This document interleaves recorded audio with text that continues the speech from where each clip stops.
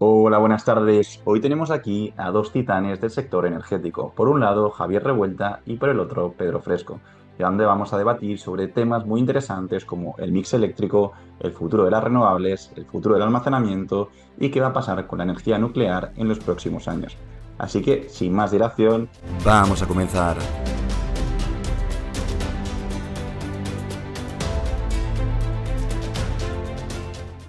Primero, saludar a Javier. No sé si quieres presentarte muy brevemente, aunque ya te conocen de la última charla.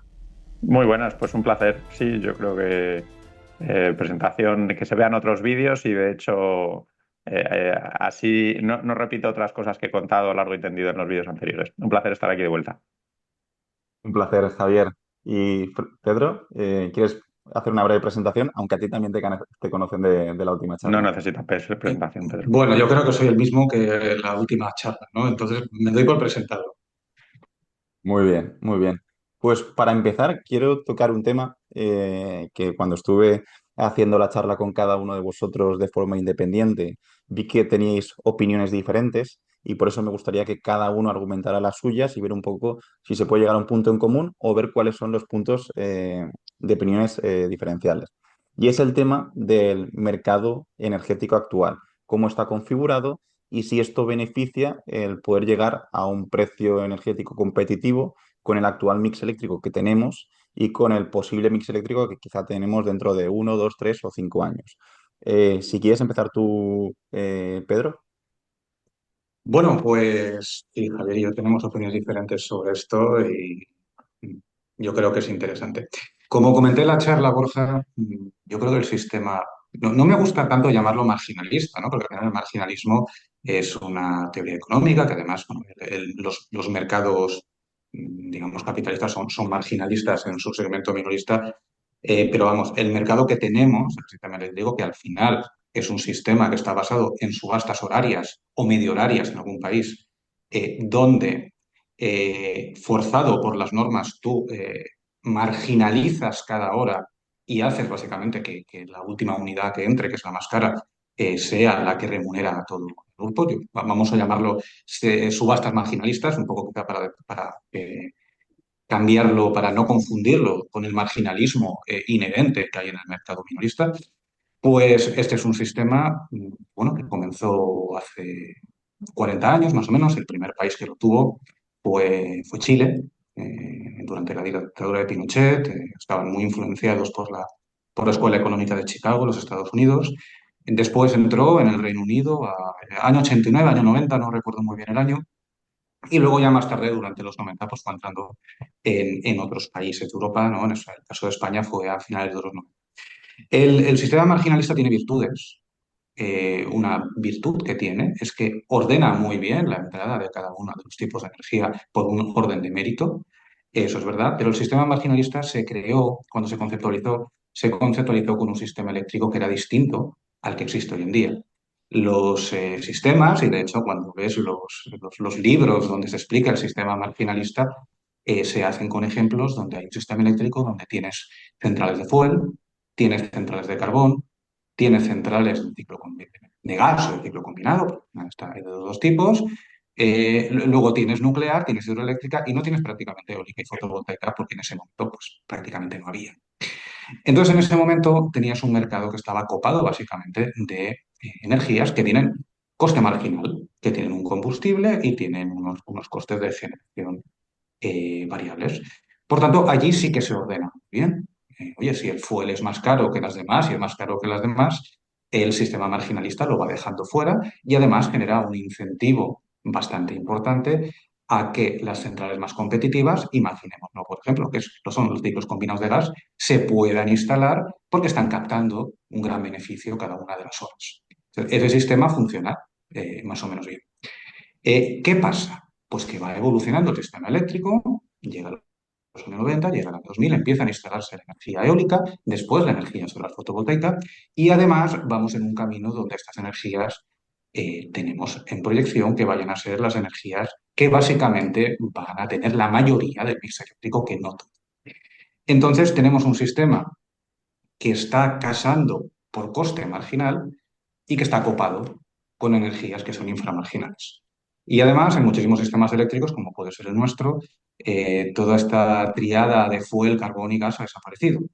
Nosotros solo tenemos gas, solo tenemos ciclos combinados de gas y en otros muchos países, pues, pensando en el Reino Unido, por ejemplo, que ha cerrado este año la última central de carbón, también sigue siendo así. Entonces, mi opinión, luego si queréis entramos un poco más, es que ese sistema que sí es funcional con muchas fuentes marginal, combustión marginal, deja de ser funcional con un sistema eléctrico distinto. Porque se pueden dar dos situaciones que además ya se han dado puntualmente en los últimos años, no de forma suficientemente longeva para llevárselo todo por delante, pero ya ha pasado. Hemos visto, tanto la primavera de este año como podemos irnos al año 2020 con la pandemia, un momento donde teníamos muchísimas horas a cero y teníamos un gran hundimiento de precios. Con lo cual, eso es un gran problema porque ahora cero, eh, bien, tu coste marginal puede ser cero, pero tu coste de generación no es cero porque tienes que amortizar unos costes fijos. Esto sostenido en el tiempo es la destrucción para todo el mundo, pero también le hemos visto la otra cara de la moneda, que es la que vimos durante la crisis del año 21-22. Cuando la única fuente que te marginaliza, que es el gas, que estás acostumbrado a que esté a 20 o 30 los megavatios, resulta que se te pone a 100 o a 150 y además tienes costes de CO2, el mercado se te pone a 400, a 500 y a 600 y creas un problema terrible en la demanda que no puede asumir eso. Y también se crea un problema, y esto ya tampoco quiero entrar ni abrir demasiados frentes, se crea un problema de transferencia de rentas. Tienes un montón de fuentes inframarginales que, a no ser que tú intervengas en el mercado o intervengas los beneficios, que eso también se puede hacer y de hecho se hizo, están generando unos beneficios del orden del 400, 500, 600% y eso obviamente no es un mercado que funcione bien. ¿Vale? Pero no me meto en más vías y te dejo, Javier, que intente hacer un resumen. Intento resumir lo que he podido y creo que me he dejado mil cosas por el camino. Pero bueno, las comentamos. Vale, a ver, yo de entrada tengo esto escrito con bastante detalle en una serie de 3 artículos que os animo a leer. Lo escribí para la revista PIB Magazine. Me gusta colaborar con quien sea que me pida cosas, o sea que no tengo, no lo hago modo de publicidad, sino es donde está escrito. Si buscáis Javier Revuelta, Sistema Marginalista, Mercado Marginalista, escribí una serie de 3 artículos. El primero lo llamaba ¿Por qué el mercado es marginalista? El segundo artículo decía ¿Por qué el mercado no es marginalista? Ahora intento dar una pincelada. Y el tercero, entonces, ¿qué hacemos con este sistema marginalista? Si cambiamos algo, sí o no. Resumo algunas de las ideas de por qué de esta serie que se lee, yo creo, entera como en media horita, 10 minutos por artículo, pero lo voy a tratar de resumir aquí en unos pocos minutos. Yo decía en el primer artículo, contaba 6 puntos. El primer punto de por qué tenemos el sistema que tenemos es porque un sistema marginalista en un parque adaptado, que no todos lo son, de hecho es muy difícil tener un parque adaptado, pero en un parque adaptado en el que se han construido, de entre las centrales imposibles, se han construido, digamos, desde cero, con sentido, luego es muy difícil de encontrar un sistema perfectamente adaptado, pero si lo fuese, un sistema marginalista tiene el sentido de costes, tiene sentido económico, porque resulta que si todo el mundo está cobrando el precio marginal de la última central, que en ocasiones es la tuya y en ocasiones es la de alguien que tiene un coste marginal más bajo, pero un coste marginal más alto, pero CAPEX más bajo, resulta que en algunas horas tú estás generando más margen, ingresas más que tu coste variable y eso ayuda a pagar tu CAPEX, que es más alto. Lo cuento ahí con unas curvas, y esto se enseña en cualquier escuela de mercados eléctricos. Resulta que matemáticamente, incluso por arte de magia, matemática sencilla, pero casi por arte de magia en un mercado marginalista, todos han cobrado exactamente su variable y exactamente su coste fijo, menos a todos, de hecho, les falta un poquito, que es o bien la anualidad de una turbina de gas, o el coste de respaldo más barato, o bien los reguladores tienen que dejar que en determinadas horas haya precios más altos que los costes de variables de todo el mundo. Tiene que haber precios, lo que llaman precios de escasez, que son los que contribuyen a pagar la inversión. O sea, económicamente, en un parque adaptado, todo el mundo ha cobrado su fijo y su variable, menos un poquito, nadie se ha forrado, por más que unas horas ganas más dinero, ese dinero de más va a pagar tu coste de inversión, con lo cual tiene sentido económico. Segundo, eficiencia de despacho. Solo un sistema en el que mandamos todas las ofertas de todo el mundo, o sea, toda la generación disponible, y casamos a la vez el coger las más baratas y dejar las más caras fuera, solo con un sistema así que junta todo, que aglutina todos los recursos disponibles, consigues el despacho más eficiente. Y la única manera de que ese despacho sea eficiente es si todo el mundo hace llegar a este superalgoritmo, que puede ser un despacho centralizado o puede ser un mercado, conceptualmente los dos vienen a hacer lo mismo, que es vamos a utilizar siempre lo más barato que haya. Y ahí tienen que ir los costes variables. Como empiezas a meter ahí en el cálculo todo lo que no sean costes variables, produces un despacho que solo puede salirse de lo más eficiente. Claro, como son la electricidad, a diferencia de cualquier otro mercado del mundo en el que penséis, en cualquier otro sector, es un producto no almacenable. En el caso del sol y el viento y el agua, o lo produces en ese momento o se fue. Con lo cual, no hay ninguna manera de que, si quieres contribuir a este despacho de costes, las renovables oferten algo distinto. Si ofertan algo distinto a su coste puramente variable, resulta que a lo mejor dejas fuera un megavatio hora eólico y metes un megavatio de carbón a 25 euros de otro sitio. No tiene ningún sentido. Trata de meter lo que tenga menor coste en todo momento y luego lo que hay que ver es cómo se paga. Y eso contaba en el segundo artículo de por qué el sistema no es marginalista, pero de momento, a la hora de construir el despacho me refiero a la decisión de qué centrales arrancar para cada hora del día, tiene sentido que vayan los costes puramente variables. Habla también de señales de inversión. Si hay precios de escasez, eso va a traer inversión, y esto le gusta mucho a los economistas, es verdad que es discutible, pero el mercado va a dar las señales de inversión a largo plazo. Si hay si hay dinero que ganar, oye, pues que venga alguien y monte una central eólica o solar o lo que sea y que abarate el precio. Claro, luego eso tiene el problema de que tardas años. Si hay ineficiencias, que yo estoy de acuerdo con Pedro, que si hay temporalmente gente que está o ganando no suficiente o ganando mucho dinero, durante 5 años que tardas en construir algo, pues hombre, el problema puede ser en los dos sentidos, ¿eh? De demasiado poco durante mucho tiempo o demasiado dinero durante mucho tiempo.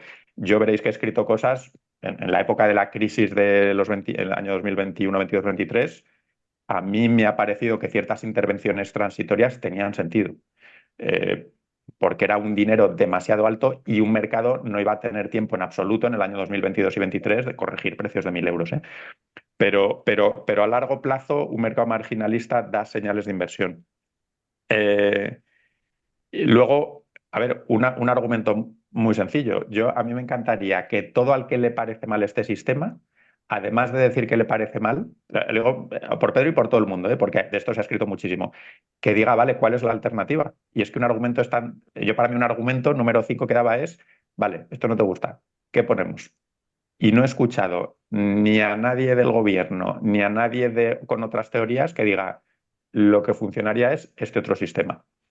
Porque es que yo no veo cómo construir un despacho eficiente en el que se aproveche el sol, el viento, el agua y donde haga falta carbón y gas, pues que se utilice, pero siempre lo más barato en Europa.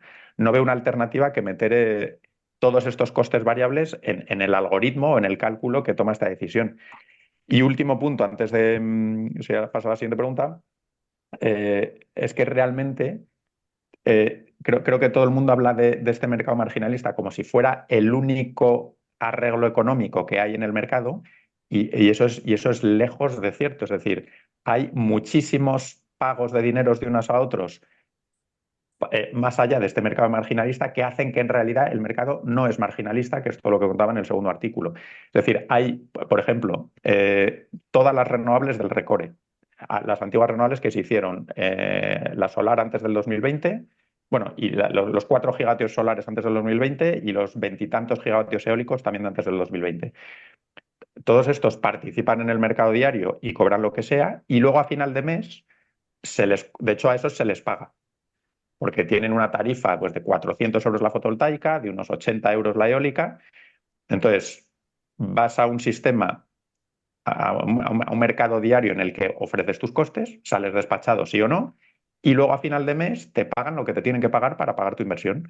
¿Por qué? Porque en el momento de la inversión, que es el momento crítico para muchas decisiones, has decidido ir por la vía de que no vas a cobrar ni más ni menos de 400 euros en el caso de la fotovoltaica y lo que costaba en su momento. O sea, básicamente se paga el LCOE a través de un complemento a final de mes o a final de año que hace que tú vas a cobrar lo que tienes que cobrar.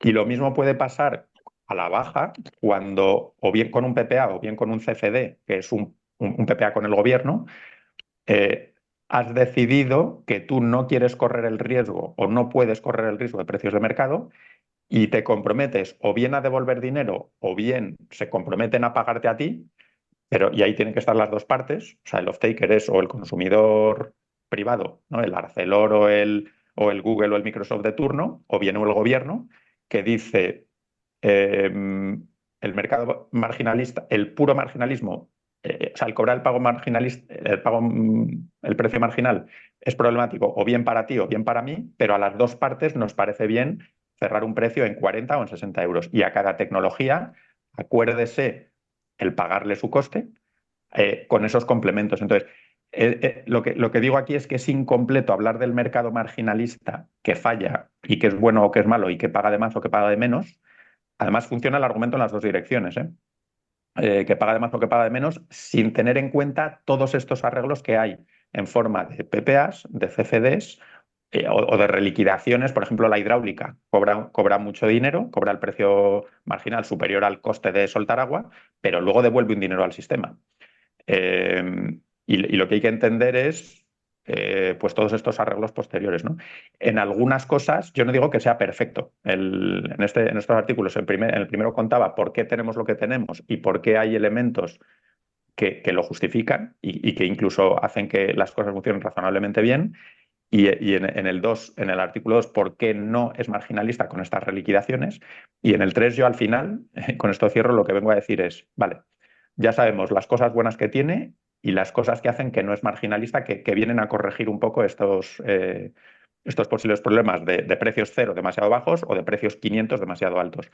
Lo que digo es que hay que complementarlo, este mercado marginalista. ¿Cómo? Pues precisamente viendo qué pasa si no haces nada y los mercados llega un momento que dejan de hacer renovables o no atraen suficientes baterías, no atraen suficiente almacenamiento y lo que hay que ver es, vale, ¿yo cómo complemento a las señales, esa señal solo de precio de mercado spot, como un gobierno complemento esto con aquellas reglas que hagan que vengan las inversiones necesarias? ¿Que las renovables se paran y quiero más? Pues voy a ver si saco CFDs. Y el gobierno tiene que decidir cuánto y cuántos megatios y cuánto estoy dispuesto a pagar. Porque todo lo que el gobierno saque a subasta, el precio de spot pasa a darle igual porque va a cobrar por fuera. Y con las baterías lo mismo. Si este spread, a pesar de los precios 500 o los precios 1000 que aparezcan, no atrae baterías, pues bueno, yo gobierno tengo que decidir si quiero poner unas reglas para hacer rentable invertir en baterías. Y ahora yo creo que nosotros estaremos de acuerdo todos, hace falta complementos para dar señales de inversión que al mercado marginalista no traería. Y entonces complementémoslo y lo que tenemos que buscar es esos complementos. ¿Cómo decidimos cuántos megavatios de qué? ¿De bombeo? ¿De batería? ¿Tienen que venir 2 gigas o 4 o 8? El complemento lo doy de una manera o de otra y hay propuestas de darlo con... O sea, ya la manera de liquidarlo son distintas, ¿no? Pero yo creo que el mercado marginalista, en resumen, tenemos que complementarlo con cosas porque si no lo complementamos con nada, la penetración renovable se para más o menos en los niveles que estamos ahora, los precios cero ya son disuasorios y hacen que ya no viene más, el almacenamiento tampoco sale, incluso la potencia de respaldo a lo mejor no sale. Es decir, si no hacemos nada, vamos hacia problemas de inseguridad de suministro, vamos hacia problemas de emisiones más de las que podríamos, vamos hacia problemas de tirar renovables, no es tanto un problema, pero es una pena tirar renovables. Entonces, hay que complementarlo. Y yo creo que la discusión no tiene que ser si marginalismo sí o no, porque no hay alternativa y por todo lo que he dicho antes, sino con qué complementamos este mercado marginalista para que Y vayamos hacia únicamente al mix que queremos, ¿no? por acabar este tema, darle una última palabra a Pedro, porque Javier comentaba que, oye, de los mercados actuales, quizás la mejor solución de todas las posibles que hayan, y que si alguien piensa lo contrario, que pueda proponer otra. No sé si Pedro tienes alguna otra posible propuesta o rebatir lo que ha comentado Javier. Pues bueno, me lo preguntaste en la charla de la última vez y te dije que ojalá la tuviese, pero como me ha apuntado aquí 4 puntos, Javier, de lo que has dicho, el último punto es este y creo que tiene bastante sentido. Son 3 cositas. No estamos tan en desacuerdo como posiblemente habrías esperado, Borja, porque estamos diciendo cosas bastante parecidas. Estamos orbitando a través del mismo sitio, seguramente desde planetas diferentes, pero estamos en el mismo punto. Javier habla de una cosa que tiene mucho sentido cuando te explican el sistema marginalista, ¿no? Javier ha dicho en los cursos de sistema eléctrico y tal, bueno, pues los libros, yo también he hecho esto muchas veces, lo conté en la entrevista, que es como incentiva la inversión en lo más eficiente. Eso es verdad, pero es más verdad en la teoría que en la práctica, porque en la práctica hay una realidad que tiene que ver con la incertidumbre radical que tiene el mercado marginalista futuro. Y además, ahora que Sí, sí. estamos absolutamente orbitando a través del gas, nosotros no sabemos si el gas, que es el que nos fija los precios, porque aquí el gas es el que nos fija los precios, ¿no? A mí esto me recuerda al chiste este de Khrushchev, del secretario general del Partido Comunista de la Unión Soviética, que decía, cuando todo el mundo sea socialista, Suiza tendrá que seguir siendo capitalista para que nos diga cuánto valen las cosas, ¿no? Pues el gas es un poco eso, es el que nos dice cuánto valen las cosas. Pero como no sabemos si el gas va a valer 20 euros megavatio en el futuro o va a valer 100, y tenemos estimaciones, ¿vale? Pero sabemos que al final es una estimación. El precio del mercado es absolutamente radical, Sí, sí. incierto. Entonces, esto nos genera muchos problemas. Y, por ejemplo, está pasando con las baterías. Cuando hablamos de las baterías, claro, yo veo este año, y si haces un cálculo a pasado, y a toro pasado, todos somos toreros, pero un cálculo a pasado, y te pones a optimizar una batería a solo mercado, eh, has amortizado el 30% de la batería en un año. ¿Por qué? Porque tienes spreads, tienes diferencias de ciento y pico euros megavatio muchas veces, durante muchas horas este año. ¿Qué pasa? Que eso es el pasado. Cuando tú inviertes una batería, la batería va a estar en funcionamiento pues en 2, 3 años, bueno, depende del permitting, depende de muchas cosas. ¿Cuál va a ser el precio del gas, que es el que me va a marcar esas diferencias? Y sobre todo, ¿cuánta competencia voy a tener que va a hacer lo mismo que yo y si me va a aplanar la curva yo? Y como hay una curva no, y como hay una incertidumbre radical, el sistema marginalista per se a veces paraliza la inversión en muchas cosas. Y por eso ha dicho Javier, y con acierto, que hay cosas que tenemos que hacer para realizar la inversión de cosas que el propio sistema marginalista a nivel puro, digamos, no produce. Hablo también, Javier, del orden de mérito. Yo también he dicho eso, que ordena muy bien el sistema marginalista. Pero claro, ordenaba muy bien, sobre todo cuando tenemos varias fuentes fósiles con coste marginal. Ahora mismo, eh, claro, o sea, para ordenar las centrales de ciclo combinado de gas sí que nos vale, porque tienen eficiencias distintas, tienen coste de adquisición de gas distinto, etcétera. Pero realmente lo necesitamos para saber que es muchísimo más conveniente que entre primero la energía que tiene coste variable cero, que es la renovable, al gas. Pero eso No también lo sé, hace el sistema actual. lo hace, obviamente que lo hace, porque cuando tú tienes una eólica o una solar, o entras a cero o entras a 2,3 o a 3,5 en función de lo que tú puedas considerar que puede ser tu coste de gaste, pero no te entra un ciclo a menos de eh, varias decenas de megavatios, voy a decirlo así. Quiero decir, tú no necesitas el sistema marginalista para saber que la renovable va primero. Quiero decir, tú podrías tener, de forma hipotética, dos mercados extirpados, uno con fuentes marginales y otros con fuentes renovables. Podrías tenerlo porque no te hace falta eso para el mercado para saber eso. Lo que no Pero quiere dices, decir que lo esté haciendo bien, ¿eh? Porque pero dices ordena para bien. pagarles distinto o para... Claro, entonces ahí voy lanzando los puntos que me ha parecido que tenías, ¿no? Pero una puntualización, una cosa que has dicho también, Javier. Dices, bueno, necesitamos, claro, el mercado no es marginalista y no es marginalista, porque luego, bueno, no todo el mundo obviamente paga a precio de mercado marginalista. Hay contratos a precios fijos, hay PPAs, de Y los acuerdo, propios hay generadores, bilaterales. y los ¿Mm? propios generadores no todos Correcto, cobran el precio marginal. correcto. De hecho, hay generadores que ellos mismos tienen un bilateral con su propia comercializadora. Pero la realidad es que el sistema marginalista, a corto plazo no, pero un plazo más largo, te acaba fijando todos estos mecanismos de mercado, todos los PPAs, todos los precios fijos y todos los bilaterales, el sistema marginalista se establece como referencia. Y además es totalmente lógico.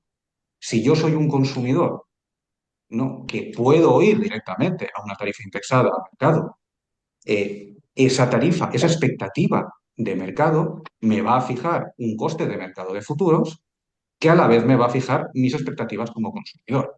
Entonces, obviamente, si el sistema marginalista, te pongo un ejemplo muy tonto, imaginemos que todos los precios son planos, que no tenemos apuntamientos, por simplificar. Si tenemos un mercado a 300 y yo soy un generador solar que vende PPA o un consumidor que quiere un PPA solar, Vas a vender a pues 300. claro, 290, Claro, 299. ahí lo que tenemos Lo, es un precio horario que cambia radicalmente esto, Claro, porque pero lo digo por simplificar, por entender un poco lo que quiero decir. Luego podemos aterrizarlo. Pero claro, si el mercado está a 50, yo soy el mismo generador solar y ya no voy a vender a 300, voy a vender a 50, voy a vender a 49, porque mis costes me lo permiten. Entonces, al final, ¿qué nos ofrece el sistema marginalista? Es lo que está condicionando todos los mercados. La gente que está a precio fijo, pues está a precio fijo mientras le dura el contrato. Cuando se acabe el contrato, ahí está la referencia de mercado de futuros, que al final se genera con una estimación de cuánto va a ser el sistema marginalista que nos va a influir en el precio. Entonces, al final, estos mecanismos de mercado que están bien, porque además te protegen a corto plazo y te dan certidumbre, y la certidumbre es importante para poder invertir y para el consumidor y para cualquiera, al final se ven influenciados por esto. ¿Qué manera hay de salir de ahí? Pues cuando estos mecanismos, aparte de que sean de mercado, que tienen que existir y que están bien, también hay mecanismos como los contratos por diferencia que has dicho tú, o las subastas o otro mecanismo que en plazos muchísimo más largos, digamos, están extirpando una parte del sistema digamos, de la generación y de la remuneración de la generación de toda la influencia del sistema marginalista a cortísimo plazo, que es la hora, a corto plazo o a medio plazo. Y finalmente, todo esto lleva a la pregunta de la alternativa. Reconociendo que no la tengo, ¿no? Por ejemplo, hay una alternativa que suele hablar mucho, que es el Pay as Bid, ¿no?, que se probó en el Reino Unido. Yo creo que el Pay as Bid no da mejores precios no que la cambia nada. operación marginalista. No, básicamente no cambia nada porque con suficiente información todo el mundo oferta al marginal y puede dar Claro, problemas encima. O sea, el pay as bid, olvidaos como, a igual mí a me los parece oyentes, como, que no tiene sentido. El Pay as Bid tiene sentido en subastas renovables. sí, Tiene sentido porque tú tienes competencia y el Pay as Bid funciona bien con competencia. Cuando tú tienes un sistema Pay as Bid en un mercado, el generador, y volvemos otra vez a los dos mundos distintos, el generador que es solar, que sabe que el ciclo combinado no puede ofertar a menos de 100, sabe que a 99 entra. No va a ofertar el marginal, va sí, a ofertar sí, al sí. 99. ¿Cuándo dejaría de ofertar al 99? Si tuviésemos el doble de generadores solares de los que necesitamos, pero no los Pero tenemos. el momento, el único momento, o sea, solo hay una oportunidad para hacer, para que las dos partes acuerden un precio distinto del spot, Mm, mm. que es en el momento de la inversión. O sea, Claro. en el momento de la inversión, si el consumidor no ha dicho yo estoy dispuesto a pagarte, por ejemplo, 50, y cuando esté en 200 o cuando esté en cero, yo te voy a pagar siempre 50, o lo hace ahí, o cuando ya el precio esté muy alto, no le pidas de repente al inversor que renuncie a un dinero legítimo, sobre todo ya una manera de ofertar, que es que legalmente ni hay manera de cambiarlo, ni le vas a decir, oye, por favor, ¿te importaría venderme un poco más barato que a lo que se está pagando esto hoy? Y entonces, ya has perdido el tren. O sea, o en el momento de la inversión lo acuerdas Mm, o ya no hay, ya no hay vuelta atrás. Y lo mismo para el generador. Si el generador le dan miedo muchos precios cero y vas hacia un precio anual inferior a tu LCOE, es que el momento de cerrar algo con alguien es o mm, búscate en el momento de la inversión a alguien que le parezca bien pagarte tu coste, sean 30 o sean 70 en función de tu tecnología, y hay que entender bien la otra parte. También esos precios horarios son relevantes, porque los PPA siempre son con Eso es. su PPAs previos, pero sobre todo con su perfil horario. Y vamos Mm, hacia precios de sol baratos y hacia precios de no sol caros. Entonces, esto hay que entenderlo bien a la hora de firmar un PPA, pero el caso es que las dos partes sea la otra parte, un consumidor privado, o sea el gobierno en nombre de todos, ese es el momento de decidirlo. Y por eso es muy crítico que el gobierno tome decisiones, el gobierno o los privados que tomen decisiones en ese momento. Y un último punto, Borja, aunque no sé si nos quedamos con poco tiempo para otras cosas, pero Sí. yo creo que esto seguro que interesa a la gente, es que no se puede disociar un sistema de fijación de precios con la manera de tomar decisiones de inversión.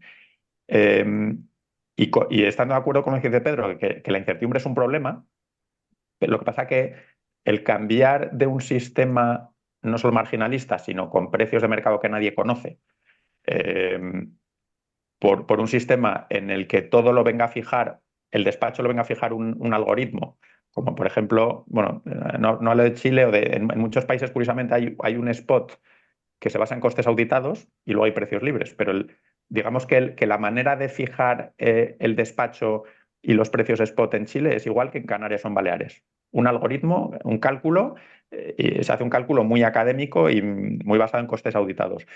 Pero lo de que el mercado se puede equivocar porque nadie conoce los precios futuros y a lo mejor la has liado y has invertido de más o de menos y o te has forrado o has perdido dinero, los que han invertido o no han invertido, yo creo que o sea, puede haber una percepción de que, claro, que esto lo puede evitar un planificador centralizado, porque como tiene toda la información, va a tomar buenas decisiones. Y es que eso también es incorrecto. Es decir, un gobierno, no por ser un gobierno, sino un alguien centralizado, llámalo gobierno, llámalo, como a mí me gustaría, por ejemplo, tener yo creo que una unidad de planeamiento que tiene mucho en Sudamérica. Llámalo un ente público con todos los recursos del mundo para hacer todos los estudios que tú quieras pensando en el bien de España futuro, ¿vale? Que puede ser el gobierno, puede ser eh, un organismo adscrito al ministerio, digamos, con personal que no esté con términos políticos. Yo lo de los términos políticos sí que lo veo un poco problemático. Llámalo alguien público que dice, con la información que tengo hoy, este es el mix óptimo para España.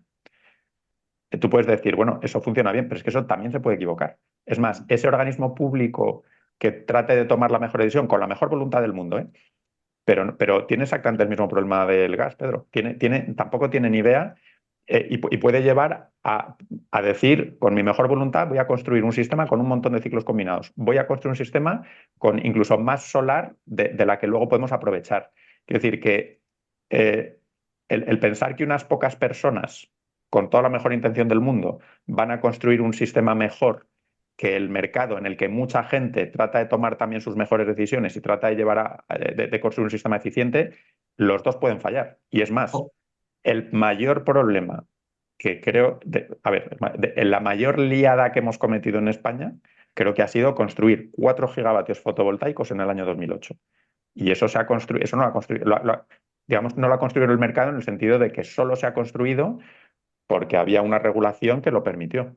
Pero todos los problemas de déficit de tarifa y todos los problemas que han venido después son por una decisión que no ha tomado el mercado libremente, jugándose su dinero, sino un sistema, y no voy a ponerme aquí a señalar con el dedo, pero ha fallado estrepitosamente la decisión de inversión nacional de 4 gigavatios a 8 millones el mega y a 400 y pico euros desde el año 2008 hasta el año 2038. Lo mismo con la termosolar. Se ha construido con toda la mejor intención y por lo que se han fallado cosas y se ha construido no el sector, o sea, no las decisiones privadas en base a un precio futuro spot, sino en base a una promesa de cobrar una tarifa en un momento dado y la hemos liado. Y esto es por oh, decir Javier. todo puede fallar, Sí, sí, tanto el mercado estoy, como el planificador centralizado. Entonces, a la hora de proponer, de decir, el mercado falla, montemos algo con el que hay unos precios fijados de alguna manera con costes auditados y las decisiones de inversión, entonces las tiene que tomar quien te va a pagar esos precios auditados, la puede liar tanto o más. Hago esta pequeña pausa para comentarte que la charla de hoy está patrocinada por Neolux Energy, unas empresas de instalación de paneles fotovoltaicas mejor valoradas de todo el sector y que actualmente tiene unas ofertas muy interesantes para estas navidades que te dejo y que te comento ahora a continuación y que podrás acceder a ellas a través del link que te dejamos en la descripción de la charla justo aquí abajo y también en uno de los comentarios fijados. Y esta es la mega oferta que tiene Neolux para estas navidades y tiene tres soluciones diferentes. Una solución de menor tamaño que es la Solar Compacto, que te ofrece sencillez para un autoconsumo eficiente y que puedes conseguir o puedes obtener desde únicamente 2.999 euros más IVA. De esta forma podemos tener una instalación fotovoltaica de en torno a 3,4 kilovatios pico en potencia en paneles con un inversor de 3 kilovatios nominales que nos va a permitir tener ahorros significativos en la factura de la luz. Pero si quieres algo ya más premium y que también te permita disponer de almacenamiento, además también con los módulos top del mercado, podríamos irnos a esta segunda solución, que estaría por 6.999 euros y que nos incluiría 14 paneles fotovoltaicos de la marca Aico, que son los paneles solares más eficientes del mercado y que tienen una eficiencia del 23,6%, con una potencia pico de 445 vatios y además nos incluiría un inversor híbrido S-Energy de 6 kilovatios nominales. Además es inversor híbrido, con lo cual nos va a permitir incluir el módulo de almacenamiento de SL Energy de 5 kilovatios nominales de potencia y 5 kilovatios hora de almacenamiento. Y luego por último tendríamos esta última oferta, un pelín más económica, que no incluiría almacenamiento, pero que también iríamos con los paneles fotovoltaicos de Aico. Tendríamos los 14 paneles fotovoltaicos de Aico más un inversor de la marca Solís de 6 kilovatios nominales. Lo dicho, si quieres acceder a esta oferta, ves directamente al link que te dejamos aquí abajo en la descripción o que te dejamos en el primer comentario fijado. Dicho todo esto, continuamos con la charla. Javier, estoy totalmente de acuerdo que el planificador puede fallar. Y además, estamos en un punto también orbitando en lo mismo.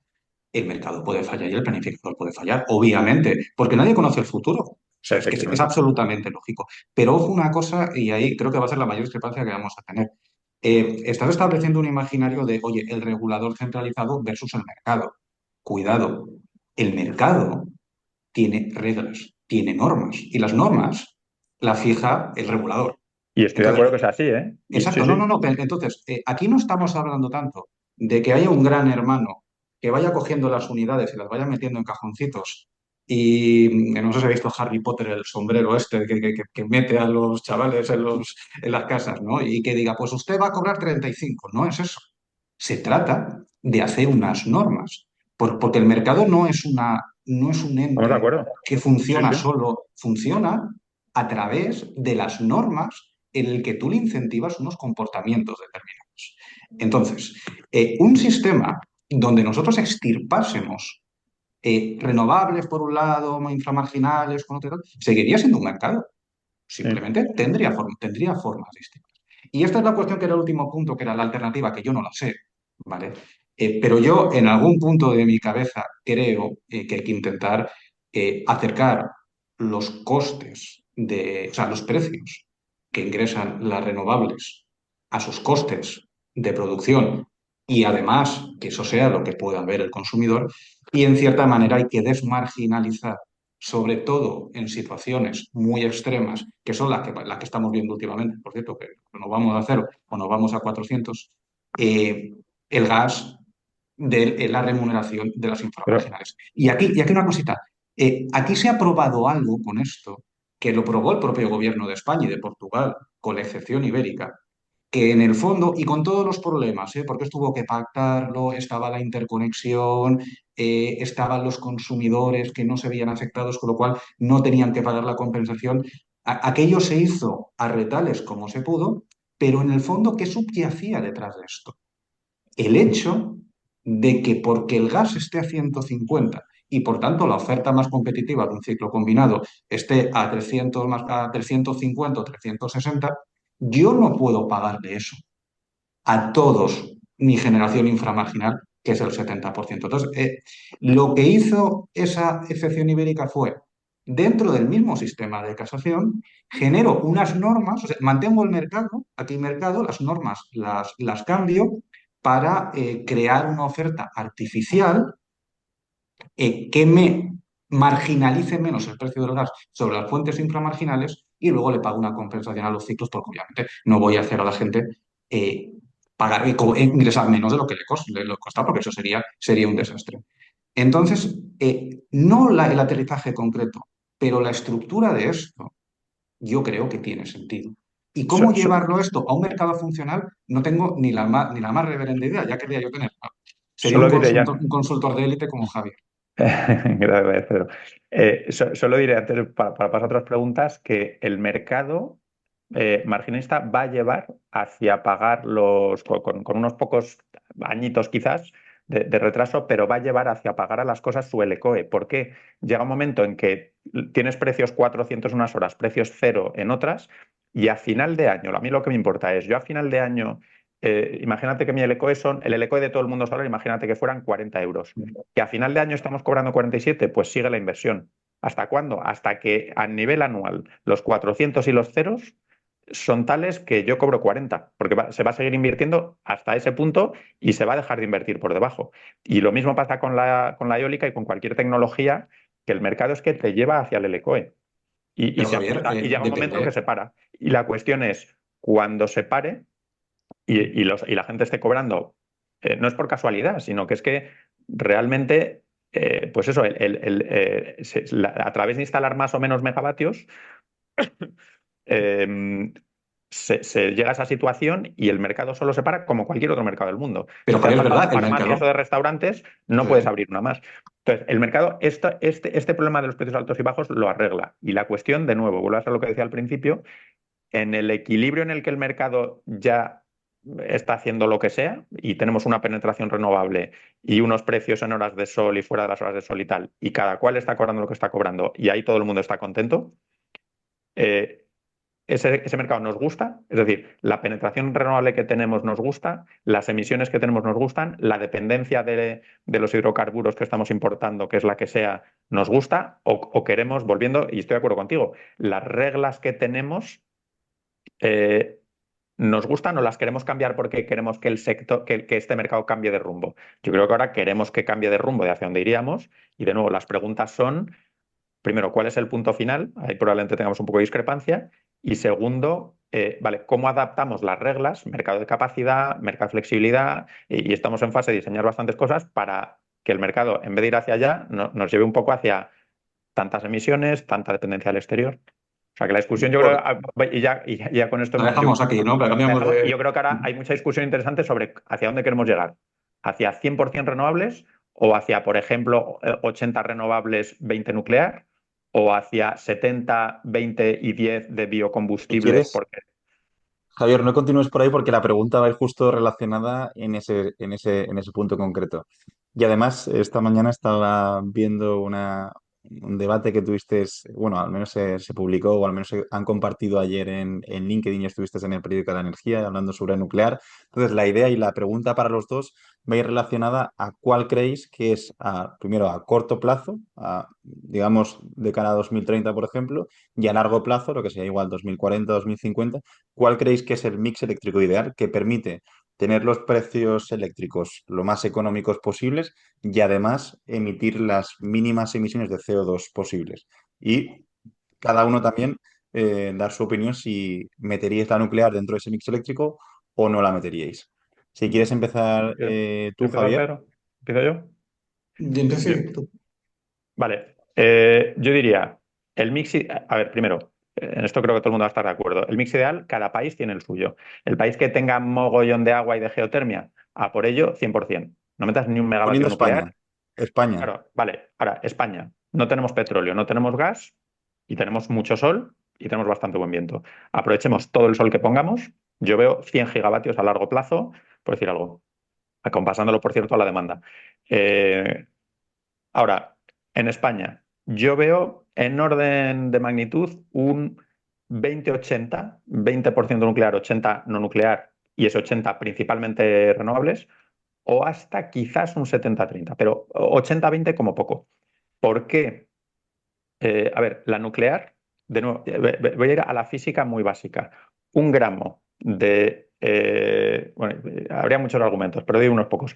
Un gramo o sea, la energía que está dentro de los átomos, no en los electrones.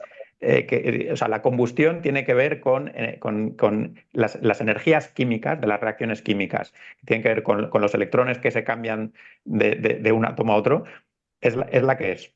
La de romper átomos, eh, es muchos órdenes de magnitud superior. Y a lo que voy es que, a lo físico, el equivalente, o sea, la energía que tiene 1 gramo de uranio, romper 1 gramo de átomos de uranio, te produce tanta energía como quemar más bien 2 toneladas, es decir, 1 millón de veces, 2 millones de veces en peso, la energía del carbón, del gas o del petróleo, ¿vale? Estamos 6 órdenes de magnitud en superior energía de la física de los átomos frente a la química de quemar cosas. No aprovechar eso, a mí me parece una pena, y sobre todo que esta realidad física se traduce en que es extremadamente barato sacar tanta energía y convertirla en electricidad. Y a efectos de minerales y la minería es el otro argumento que creo que es el gran olvidado de los que promueven 100% renovables, aparte de los costes, porque lo que yo estoy hablando físico tiene su traducción o sus impactos tanto en menor dependencia de poquitos kilos de cosas de fuera para producir solar y eólica y en poquitas necesidades de petróleo y de gas.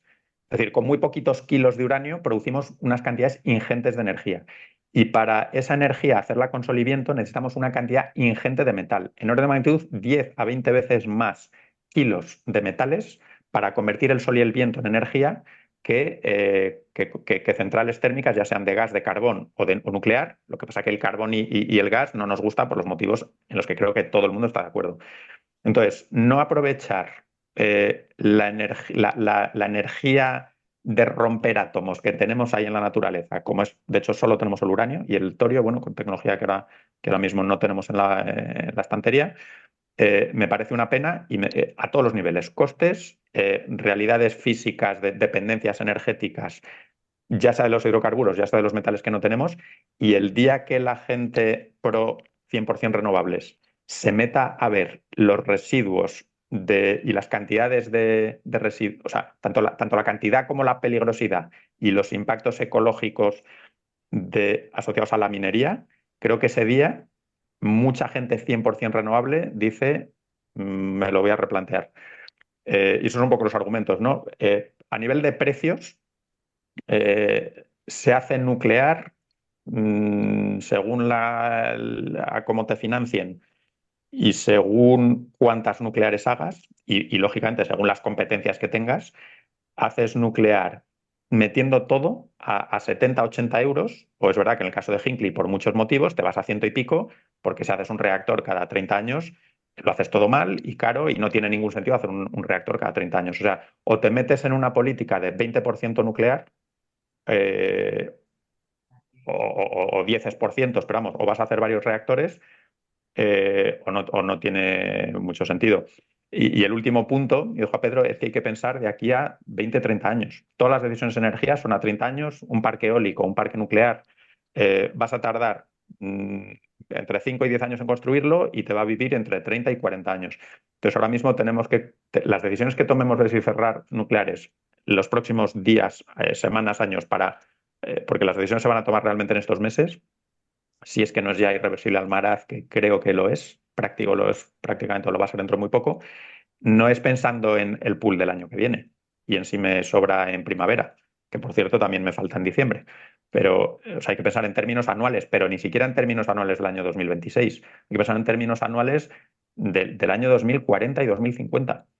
Y cerrar nucleares ahora tiene un impacto no solo el año que viene, y podemos estimar cuál es con horas que sobran, pero también horas que faltan, y hay que pensar, ya digo, en el año entero, pero es que cerrar esta nuclear ahora también tiene implicaciones para el año 2040. Y cuando hablemos de lo que cuesta la alternativa, creo que hay muchas sorpresas. Quien me hable del ECOES empezamos mal, porque el ECOE solar, fuera de las horas de sol, me da igual cuál sea el ECOE solar. Fuera de las horas de sol no hay sol. Y hay que pensar en cómo construir un mix que me cubra la energía el año entero y que me ayude a los muchos retos que tenemos de aquí a 2040 y 2050. Y bueno, tengo algunas En este pinceladas de aspecto, esto, pero Pedro, ¿tú seguro que qué Pedro tiene opinas? comentarios por todos ¿Crees? los lados. Sí, Te doy paso, Pedro. bueno, gracias, Borja. A mí me estaba recordando un poco a lo de antes, Javier, porque cuando hablas de la nuclear, ¿no? La nuclear le pasa como al sistema marginalista, que cuando nos explican en los libros es maravilloso, pero luego llega la realidad, ¿no? Yo tengo formación científica, ya lo sabes. Entonces yo he recibido una educación donde la energía nuclear era un grandísimo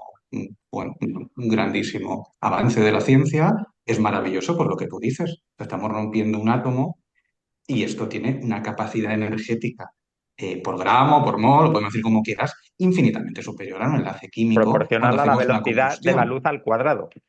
O sea que, Sí, sí, o sea, es la cantidad y el tema de los kilos y los gramos es verdad y dices, coño, esto es maravilloso. De hecho, yo que de pequeño veía los supersónicos tenían coches que iban a ir con una, ¿sabes? El motor del coche de los supersónicos era nuclear, era el gran sueño de los años 60, 70, de que al final todo se moviese con la energía nuclear y bueno, y con la fusión y con todas estas cosas que iban a venir en 30 años y luego nunca acaban llegando en 30 años. Y eso es verdad. Yo, la verdad, antes teníamos un debate fuera de cámara que me decía Javier de broma, me decía, bueno, te veo un poco antinuclear. Y yo decía, no, Javier, digo, no es cierto, yo no soy antinuclear. Yo, en el fondo, lo admiro como un logro tecnológico y además, mi tendencia natural por educación sería abrazarlo.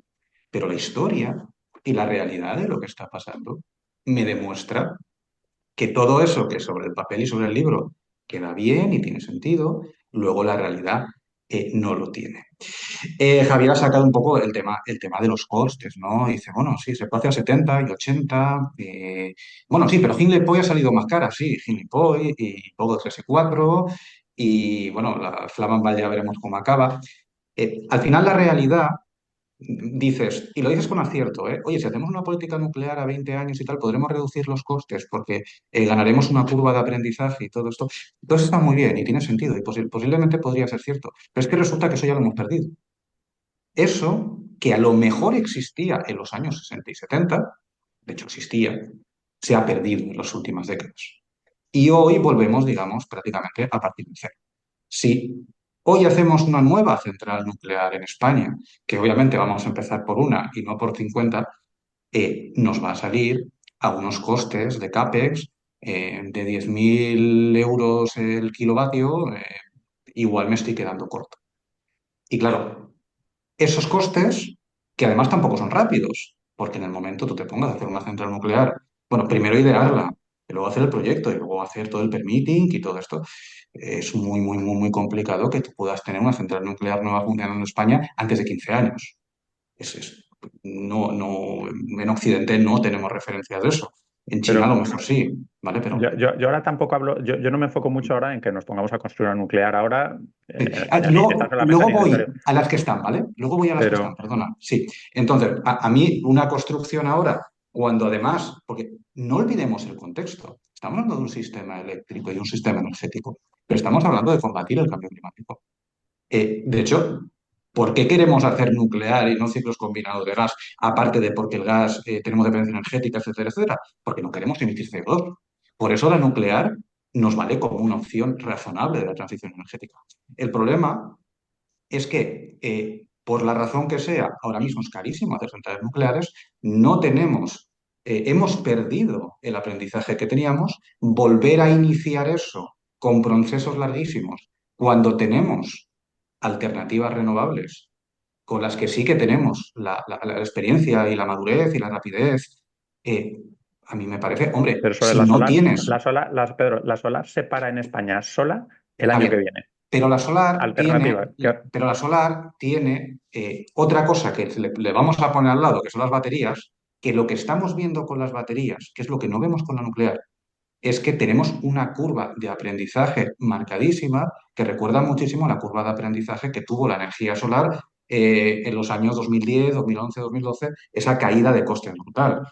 Yo ya animo a poner en un Entonces, papel, yo ya animo a poner en un sí, papel, quitas 7 gigas sí, nucleares y 55 teravatios hora, o sea, la potencia y la energía nuclear, mm, cogen en una servilleta, no ahora, digo, que lo haga la gente el ejercicio de decir, voy a ver cuánta potencia y cuánto almacenamiento renovable más o sea, potencia renovable más almacenamiento, mm, cuánto necesito para dar 7 gigas, 55 teravatios hora. Potencia de energía. Vale, Cambio una cosa por la otra. Voy a ver cuánto tiempo necesito, cuánto dinero necesito en dinero, en ujú. tiempo, y luego, volviendo a la física, en metales y en cosas, voy a ver cuánto necesito en montar todo esto. Vamos a ver Vamos a cuánto dejar cuesta y vamos a ver cuánto cuesta en todo, en tiempo, en dinero y vale, en vamos a materiales. dejar Y los te lleva metales, sorpresas. Y te ¿vale? lleva Porque los sorpresas. metales al final los tenemos monetizados. Pero yo como tú eres más listo que yo y eres consultor de élite, como te he dicho antes, No lo creo ni un y minuto eso seguro que has que dicho. tienes herramientas Mm, informáticas que yo no tengo, te voy a proponer un Eso reto, sí,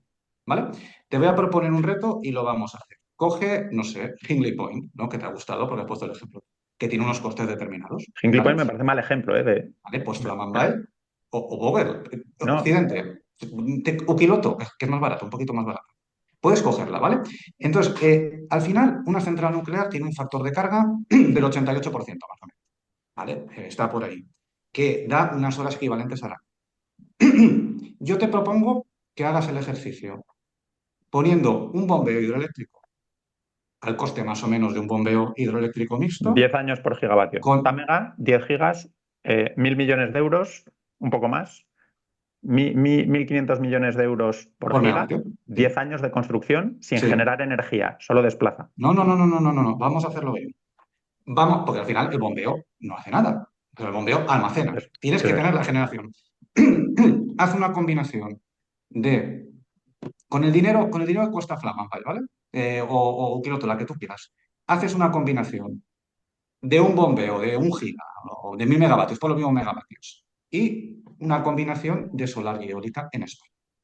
Y cuando hagas esa combinación y la compares con la nueva central nuclear, verás que esa combinación de solar, eólica y bombeo te va a generar más energía, te va a cubrir ese 88% de factor de carga a plena carga y lo vas a hacer antes.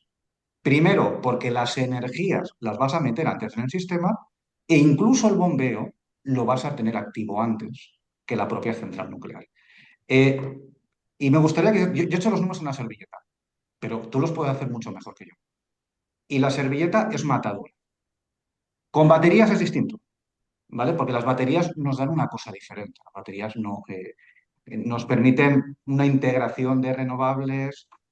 Al final son 2, 4 horas, 6 horas como mucho, no es como un bombeo que al final tú puedes tirar 24 horas de un bombeo. Están pensadas para otra cosa. Y cuando haces un ejercicio con baterías y tú quieres sobredimensionar la cantidad de horas de almacenamiento de baterías, pues seguramente sí te sale mejor la nuclear. Lo que no quiere decir que te vaya a salir mejor la nuclear en 2 o 3 años si la curva de aprendizaje de las baterías es lo mismo. Entonces, todo este concepto, ¿por qué te lo digo? Yo no sé si en Siberia hace falta nucleares. Vale, pues no lo sé, porque con sus recursos energéticos. Yo creo que en España con todos los elementos que tenemos, que podemos tener bombeos, que vamos a tener baterías y vamos a tener muchísimas baterías, no es necesaria. Que no sea necesaria no quiere decir que no pueda haber. Poder puede haber. Aquí no hay una verdad de un sistema solo, hay muchas posibilidades de sistema eléctrico. Yo creo que sí que está claro que una nueva nuclear no tiene ningún sentido en España. Luego hay otra cuestión, ¿de qué hacemos con las nucleares que ya tenemos? Y que ya tenemos, pues bueno, amortizadas en un porcentaje bastante importante. Eh, no nos enfrentamos a estos costes de construcción tan brutales como tendría una nueva nuclear, ¿vale? Y, o sea, ¿las mantenemos en el sistema o no las mantenemos en el sistema? Pues bueno, opiniones hay de todo tipo, ¿vale? Yo creo que todas las opiniones son respetables sobre esta cuestión.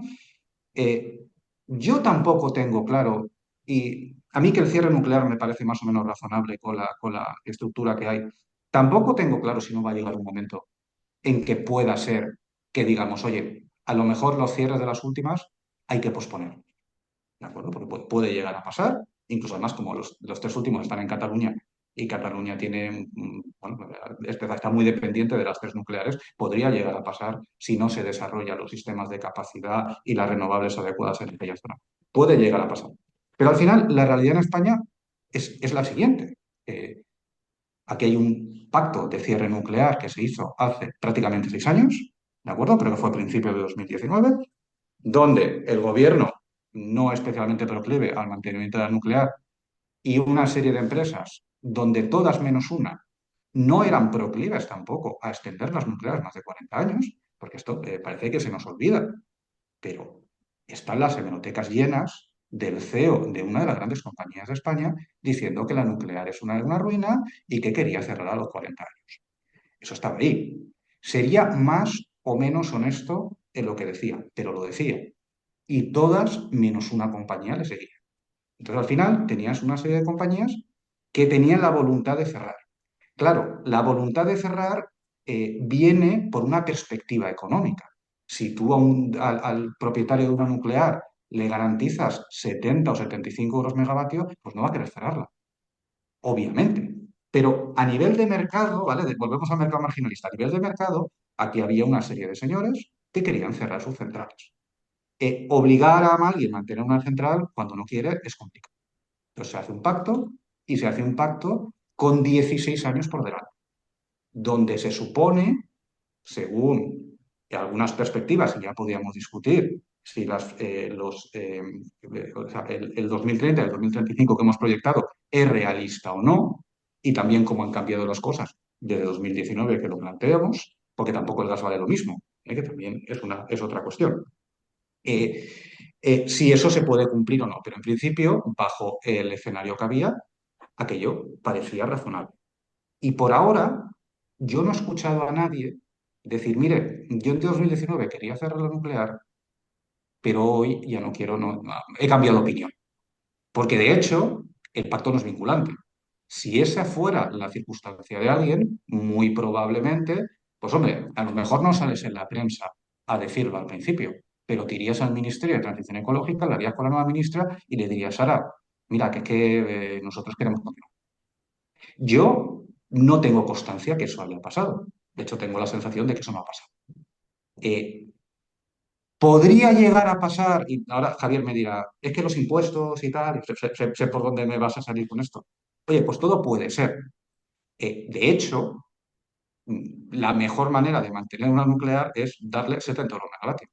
Y muy probablemente sus dueños y sus propietarios querrían mantenerlo.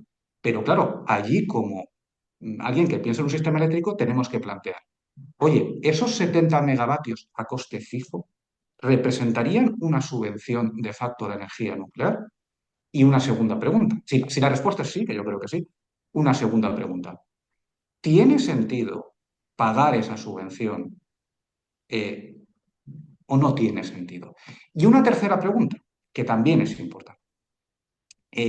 Como tenemos el sistema marginalista y a pesar de todo nos encardina y nos ancla los precios de los PPAs y de todo lo que vamos a hacer, al final hay una realidad técnica que es que nuestras centrales nucleares en España están pensadas para funcionar 24/7, funcionar a máxima potencia, no es como en Francia, que se puede modular su carga. Y aquí al final esa cuestión técnica lleva a que sean precios aceptantes, oferten a cero, o bueno, al final generalmente tienen un bilateral, pero de facto es lo mismo, ellas no pueden parar, no deben parar, porque en el momento que tú paras una nuclear, porque no puede entrar una hora, tardas 2 días en ponerla en marcha otra vez, eso no puedes hacerlo. Por lo tanto, al final se convierte en una energía inframarginal que se une a un mix eléctrico donde tenemos prácticamente el 50% hoy y tendremos más de energía solar y eólica que también es inframarginal. Allí se genera un choque de dos tipos de energía que durante muchos momentos tienen que expulsarse mutuamente. Si el momento es largo en el tiempo, puedes bajar la potencia de la nuclear y dejar entrada a la renovable. Si el momento es puntual, tú tienes que parar las energías solar y eólica, que al final, ya que hablamos de física, ¿no? Pues, ahí también para la economía, es un poco absurdo, económicamente hablando, incluso a nivel de recursos, tener que consumir uranio cuando tienes un flujo que está desaprovechando. No es lo óptimo. A veces hay que hacerlo, porque el sistema te lo obliga, pero no es lo óptimo. Lo óptimo no es tener una nuclear funcionando cuando tienes sol y viento. Lo ideal, desde un punto de vista también de libro, sería, oye, cuando tengo sol y viento, las nucleares me deberían bajar, como hacen en Francia. Pero claro, hacer eso implica una inversión e implica también que que la energía nuclear funcionaría a un factor de carga menor y menos horas, con lo cual tendría que cobrar más cada hora para amortizar los costes fijos de esa inversión para hacer que las centrales nucleares funcionasen así. No sé si hablo demasiado, Javier, pero yo creo un poco que se ve mi planteamiento. O sea, yo no tengo nada contra la energía nuclear. De hecho, considero que el problema de los residuos eh, no es de tomárselo a pitorreo, pero creo que tiene solución y es cara, pero tiene solución. El Sí, riesgo es bajísimo, ¿vale? Aunque un accidente puede ser terrible, pero el problema de la nuclear es fundamentalmente económico. Y además, yo creo que también tenemos que ser realistas que en un mundo que va hacia la descarbonización, y esto lo ves muy bien en China, que no discrimina y que invierte en todo sin ningún tipo de cuidado, o sea, lo que se instala de nuclear versus lo que se instala de eólica o lo que se instala de fotovoltaica, hablamos de órdenes de magnitud que no tienen nada que ver. El mundo no lo vamos a descarbonizar con nuclear, que a la historia, me repito, de lo que está pasando. Lo vamos a descarbonizar con solar y eólica. Eso no quiere decir que no tenga que haber nuclear, no puede haber nuclear, puede haberla, pero no va a ser la base de nuestro sistema energético del futuro. Y por tanto, en el momento tú te planteas cómo tienes que construir un sistema energético, las energías solar y eólica por ahora son el centro de nuestro sistema. Y tienes un poco que cuadrar el resto de piezas para lo que le venga bien a la energía solar y eólica. Y a la energía solar y eólica y a nosotros, lamentablemente, para complementarla necesitaríamos, como retrato robot, una energía que tuviese costes fijos baratos y nos valiese para funcionar un poco número de horas y aquello tuviera sentido. Y la energía nuclear es exactamente lo contrario de eso. Es una energía de altos costes fijos y cuyo bajo coste variable, porque el uranio es barato comparado con los combustibles, pues tiene mucho valor si la estás funcionando el 90% del tiempo, pero si la estás integrando en un sistema con solar y eólica que quieres complementar, no es técnicamente el aparato, por decirlo así, que tú necesitas ahí. Entonces, con todo este conjunto de cosas, yo creo que un país como España, su futuro, pues, y no sé si va a ser en 2036 o en 2040 o se va a extender una central más, que considero que es una cosa que puede ser razonable, va a ser un futuro 100% renovable. Si tiene un 10% de nuclear, un 5 un 2 bien, pues bien, no pasa nada. Pero ojo, miremos la estructura económica de todo esto, porque con energías chocando todas a la misma hora, todo a cero, vamos a tener un problema. Javier, te por dejo. cierto, Sí. antes estabas planteando antes, Javier, también el tema de cuánta fotovoltaica se necesitaría para los 55 teravatios hora anuales y haciendo así un cálculo rápido, serían falta en fotovoltaica 35 gigavatios nuevos. Harían falta para suplir los 55 teravatios hora. Dicho esto, no sé si quieres hacer un último rebate, Javier, y vamos al último tema. Vale, tengo unos 100 comentarios a todo lo que ha dicho Pedro. Discrepancias muy importantes, tanto en los números, que son muy relevantes, porque un número te lleva a una conclusión y otro número matizado te lleva a otra, y algunas discrepancias de concepto. Mira, números muy rápidos. Por gigavatio. La nuclear, eh, pongamos, a ver, se hace nuclear en el mundo cuando se hacen varios reactores, incluso aunque se hagan unos pocos, por bastante menos de 10 billion, voy a hablar en el billón anglosajón, a 10 billion el giga, bastante menos. Orden de magnitud al que podemos esperar generación 3, y ni siquiera estoy hablando de cosas muy, muy sofisticadas, es decir, lo que ya tenemos un poquito menos innovador que el EPR, que digamos, están volviendo un poquito atrás en seguridad. No volviendo atrás a peor. Se están diciendo, le hemos metido 14 paracaídas a este reactor y a lo mejor con 10 o 12 paracaídas nos valía. Es decir, mantener estándares altos, pero quitarle una capa de innovación que hace que entre eso y construir varios EPRs, construyes, pongamos a no voy a llegar ni siquiera a 5 billion el giga, pero sí entre 6 y 7. Quédate si quieres con la referencia entre 5 y 8, lo que te dé la gana. Si quieres ser Pero, muy pero, pesimista, ponle 8. pero, Javier, es que coste de China y de Rusia. Claro, es que No, es muy barato. No, en China son 4. Bueno, pero es que no Y no tenemos son más referencia listos que real Europa. de que en Occidente haya pasado nada de eso, ni tenemos ninguna previsión de que nada nuevo en Occidente. La primera central, no te digo si construimos 25, que a lo mejor la 25 obviamente sale más barata y sale el precio que tú dices, pero te vas a tragar EPRs o lo que sea, o generación 3 quitándole los paracaídas, te los vas a tragar a 10.000 euros el megavatio, a 10.000 euros el megavatio, perdona. Es muy No, difícil, o sea, es importar precios de lugares que tienen sistemas institucionales y sistemas económicos y bancos centrales públicos que te están dando unos préstamos Yo entiendo que estamos bueno, construyendo una expectativa que no es real. se hace, yo te digo que se hace, te garantizo que se hace nuclear. Francia va a hacer ahora 6 y posiblemente 14 a bastante menos de 10 billones el giga.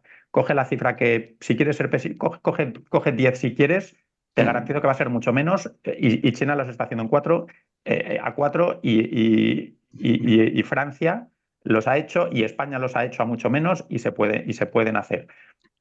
Coge la cifra que quieras, deja mirar la renovable. ¿Estamos de acuerdo en que más o menos haciendo 3 veces más solar que eólica, porque es un poco el ritmo, incluso siendo optimista por la parte de eólica, 3-1 fotovoltaica frente a eólica, con 3 gigas fotovoltaicos, un eólico, es decir, tenemos 4 gigas, pongámosle de media de las dos a 2.000 horas, números redondos, por ir a órdenes de magnitud. Eólica puede hacer más, fotovoltaica es un poco menos, luego me parece que estoy por el lado optimista de las 2.000 horas, 4 gigas por 2.000 horas me producen 8 teras, que es más o menos lo mismo que un reactor nuclear, ¿no? Un giga con 8.000 horas. ¿Vale? 4 gigas, o sea, 3 más 1, me producen la misma energía que un giga nuclear. 3 gigas fotovoltaicos. Tirando por lo muy, muy bajo, nos vamos a ir hacia los prácticamente 2 billion, ¿vale? A 0,6 a 600 millones el giga. No, estamos con 2 billion en fotovoltaica, un giga eólico a día de hoy nos vamos a ir en orden de magnitud a billón y medio, estamos en 3 billion y medio, no vamos a bajar de un billón, o sea, de un billón el giga, No, no, perdón. 1,2, 1,3, si quieres, 1,3 por redondear.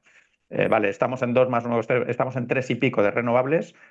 ¿Cuánto almacenamiento metemos para 4 gigas renovables que me den una firmeza cuando no hay sol y viento? Le metemos un par. De hecho, y esto es crítico, con un Pero porque giga, has hecho la combinación, has hecho una combinación que tira mucho a la fotovoltaica por si quieres ahorrar. 2 y 2. Y claro, porque con ¿Prefieres 2 y 2? con dos Entonces y te sube el dos muy coste. probablemente no te haga falta más de un bombeo de 1.000 o 1.200. ¿Y las noches sin viento? Yo creo que estás haciendo el Las ejercicio semanas que sin te he viento, ¿qué hacemos? propuesto. ¿Cómo? Perdón. ¿Qué hacemos las semanas sin viento? La semana pasada, Las sin semanas sin viento. viento sigues teniendo sol, por tanto no te va a dar un 100% de carga al máximo por la noche, pero es que una nuclear al final está 6 semanas al año parada. Entonces yo lo que quiero, como hice yo el ejercicio, ¿de acuerdo? Era comparar un factor de carga del 88%, o sea, entiende, un Te vas, giga, yo a lo que el voy, ochenta y te vas ocho en por ciento CAPEX. del tiempo con esa combinación. Yo la hice de otra manera porque yo lo que hice fue igualar costes, no igualar generaciones, pero me vale, ¿eh? Me vale. Te vas a entre 5 y 6 billion. Sí, Renovable cinco más vídeos, más o almacenamiento, te menos. vas a entre 5 y 6 billion. Sí, Te dura 30 años, sí, 40 si quieres. sí. Una nuclear te dura 60, 80 Pero años. una nuclear, Javier, tiene coste de combustible, tiene coste de desmantelamiento Muy bajo. imputado y coste de residuos imputado. Tiene Coste de costes variables desmantelamiento, muchísimo mayores. desmantelamiento 10% del CAPEX. Al Desmantelar una fin, nuclear, 10% de construirla. 15 si no, quieres. Javier, es que al final, si estás comparando energías que no tienen coste marginal, como hemos dicho, con energías que tienen coste de combustible y coste de tasa en resta que llamamos aquí, o tasa de desmantelamiento más residuos, cuidado, que estás sesgando. Lo estamos haciendo en CAPEX, ¿eh? Pero no entremos en lo de los 30 o 40 años, porque nos tenemos que meter también los costes variables y los costes de inversiones recurrentes y una serie de cuestiones. ¿Vale? Ahora, quiero decir que yo sé que puedo hacerlo esto de forma mucho más establecida porque tú tienes la capacidad técnica de hacerlo y todas las herramientas para hacerlo, por eso te lo proponía. Pero Sí, sí, aquí... sí, se puede hacer, pero que yo no voy a llegar a una conclusión de que se haga 100% nuclear de ninguna de las maneras. Yo te voy a llegar a muchos argumentos por los que 100% renovable te va a costar más, bastante más, de hecho, en el ECOE, en lo que lo quieras mirar.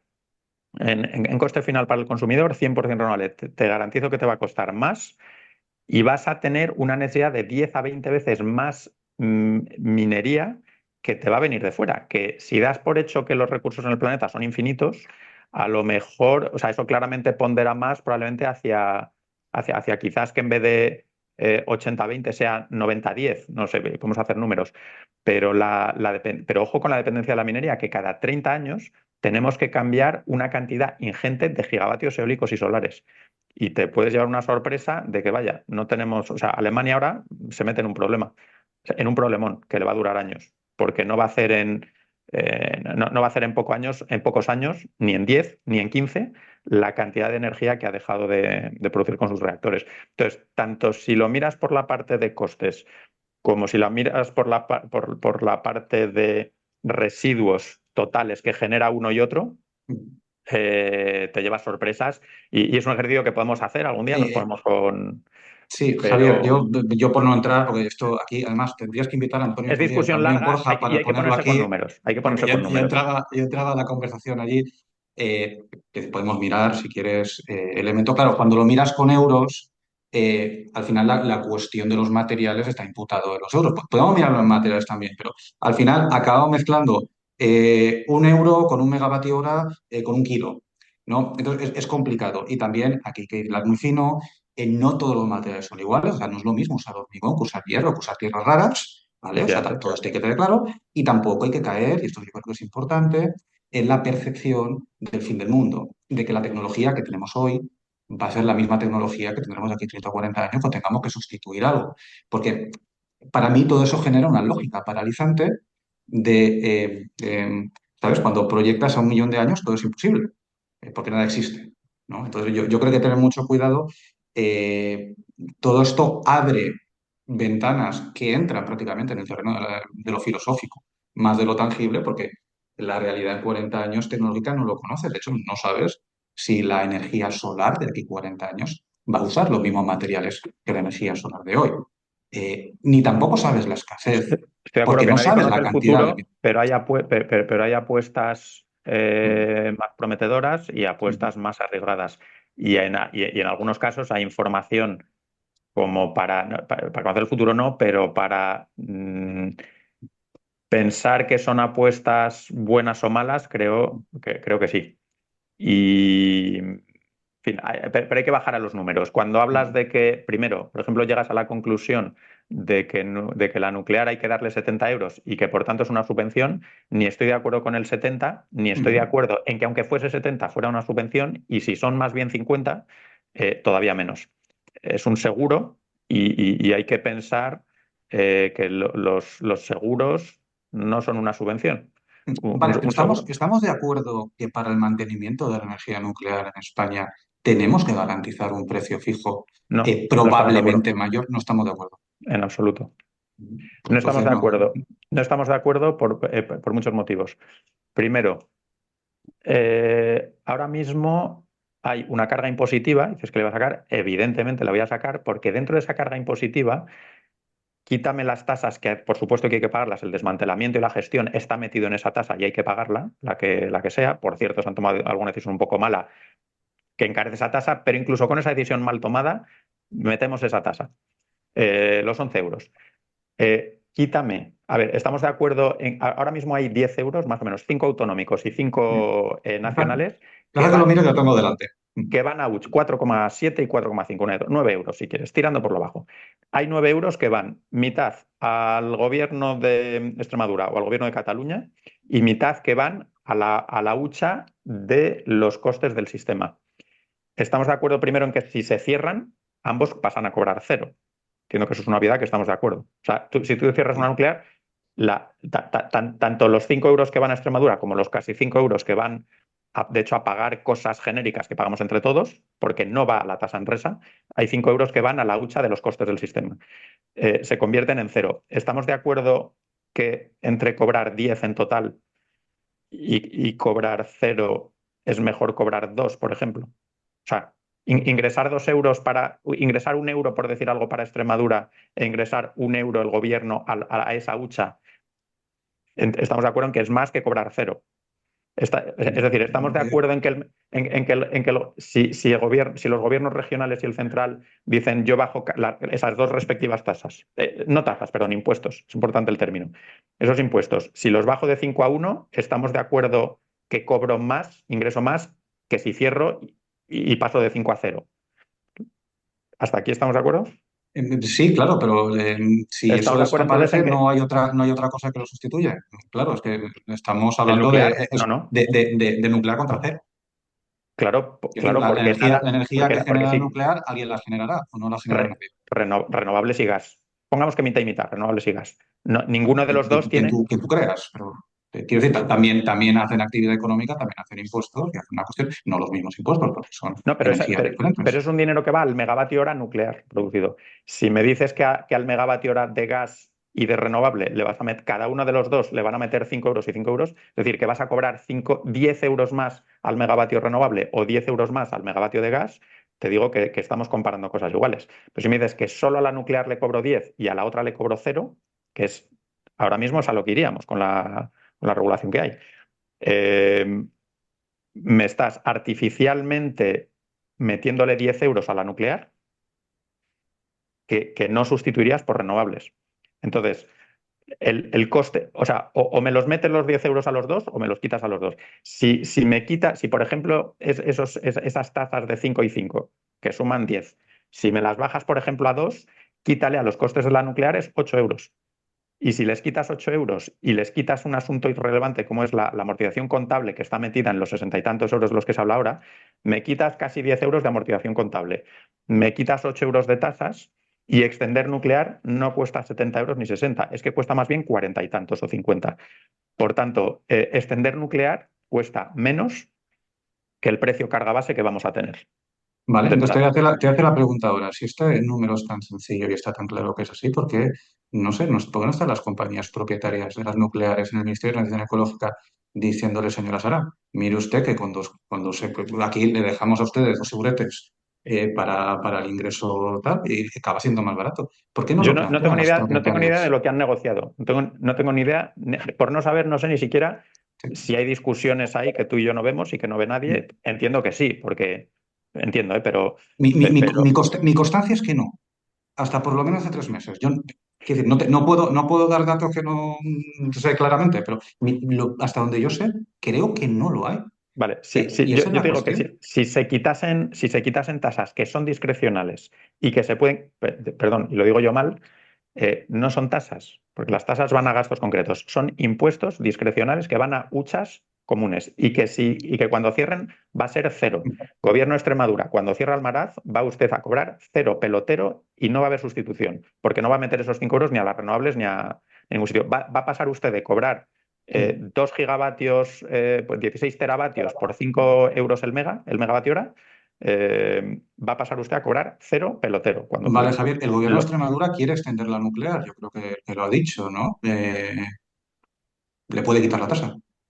Aquí yo creo que Eh, un poco por comentar, creo que, o sea, tenéis argumentos dispares, cada uno tiene su perspectiva, pero al final en lo que es el mix eléctrico final tampoco no. es tan diferente, Hay, porque Pedro estaba hay un proponiendo en problema torno aquí a de un caja negra, 90-10, ¿sabes? De que Pedro no estaba vemos proponiendo en torno a un cosas. 90, ya, te digo que Pedro estaba proponiendo en torno a un 90-10 y Javier en torno a un 80-20, con lo cual tampoco hay tanta diferencia entre Bueno, lo yo no que es que proponéis proponga uno y lo que propone. un 90-10. Digo que la nuclear pues, puede tener en muchos países, puede tener su función. Yo creo que en España, a largo plazo, y insisto, a lo mejor hay que tener algún reactor un poco más, no digo que no lo sé. Pero yo creo que yo todo lo que Eso veo ya de es la un nuclear 100-0. con un desaprendizaje desde los años 80 brutal en todo Occidente, anclada a 30 años y con energía renovable y almacenamiento que van superando la curva de aprendizaje, yo no le veo a larguísimo plazo en España. Y si fuese la India o China o lo que he hecho Siberia, pues no diría, a lo mejor el planteamiento sería diferente. Y me parece bien, ¿eh? O sea, ojalá China conectase 10 reactores nucleares al año. Ojalá, ya querría yo. La cuestión es que no lo hace, incluso apostando por ello. Entonces las cosas no, Has no dicho deben 10 ser al tan año. fáciles. Has dicho 10 reactores al año, los va a hacer. Va a hacer 10 reactores al año en muy poquito tiempo. Sí, Y sí, ojalá pero es porque nos que, libera gas y minerales a sí, todos. O sea, a todos nos Javier, interesa que India y China hagan cuantos sí, más reactores mejor. Javier, pero es que Estados Unidos iba a tener 1.000 reactores nucleares en el año 2000, ¿vale? Rusia en el año 2020 iba a meter 50 gigas y metió 8. Eh, y China tenía incluso un objetivo nuclear en 2020 que no llegó a cumplir. Yo, que he estudiado mucho la historia de energía nuclear, es una historia de enormes expectativas y de realidades mucho más modestas que las expectativas. Y a mí nada me hace pensar que lo que he estado viendo en los años 60, 70, 80, 90, 2000, 2010, ahora vaya a cambiar. Porque no veo que el escenario haya Yo ese traído argumento, nada tampoco nuevo para entiendo el eso. argumento no entiendo el argumento Sí. que da mucha gente de como se hacen pocas nucleares, que efectivamente se hacen muy pocas, como se hacen pocas, esto es claramente señal de que no se deben hacer. A ver, los países que tienen nuclear están cerca de los topes. Con la demanda que hay hoy, ya han llegado a un tope y no tiene sentido que se haga más. Incluso en Estados Unidos, 20% de nuclear, ahora mismo no cabe mucho más, empiezas a tener problemas por las noches y vas más allá. Otra cosa es que ahora mismo estamos embarcados en un incremento de demanda, que yo lo digo mucho, tiene que duplicarse por 2, más o menos en todo el mundo. Los sistemas eléctricos tienen que duplicarse para reducir carbón y petróleo por dependencia energética y por descarbonización. Todo va en la línea de quitar petróleo y gas.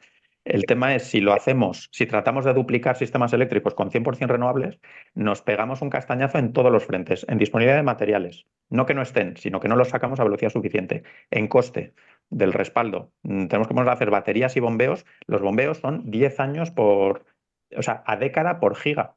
Nadie te quita hacer bombeos a menos de década por giga. Me puedes decir baterías, en un momento dado, unas pocas se pueden hacer en poco tiempo, sí, baterías se pueden hacer en 2 años, pero pon a todo el mundo a hacer gigas y gigas de baterías. A ver cuánto cuesta y cuánto se tarda y de dónde salen el cobalto y no sé qué. Está hablando Jeff Bezos de ir a minar asteroides. No Pero si pienso no hace ni un falta minuto. cobalto para baterías. Bueno, un montón de hecho, sí, Sí. ahora se han cambiado, pero durante un tiempo estábamos en baterías de NMC, estamos Ahora ahora el FP. ahora estamos con el Pero, FP. Javier, yo es que no entiendo por qué en los 10 años, que es bombeo, que es un problema, que tienes tu razón, porque eso es un problema y los 15 o 20 años de la nuclear no lo es. No acabo de entender la doble No, vara de medir sobre las cosas. hacer una nuclear cada 20 años a mí me parece absurdo. Tener un programa en el que una parte de tu dependencia energética la pones en manos de unos pocos kilos de uranio en función de una cantidad ingente de toneladas de neodimio y de tierras raras y de níquel y de tal. Cuando pones las necesidades mineras de un mix 100% renovable, te metes en un problemón. Que todo eso va a venir de China y va a tardar, bueno, de China y de Chile y de otros sitios. Se está empezando a montar el cártel de determinados metales. Y cuando bajas a los números de los tiempos, los residuos, no me meto ni en los residuos, porque si ves los residuos de las minas, te replanteas bastantes cosas. Eh, Ni me meto en eso porque asumimos que los residuos los tienen otros, oye, problema de otros.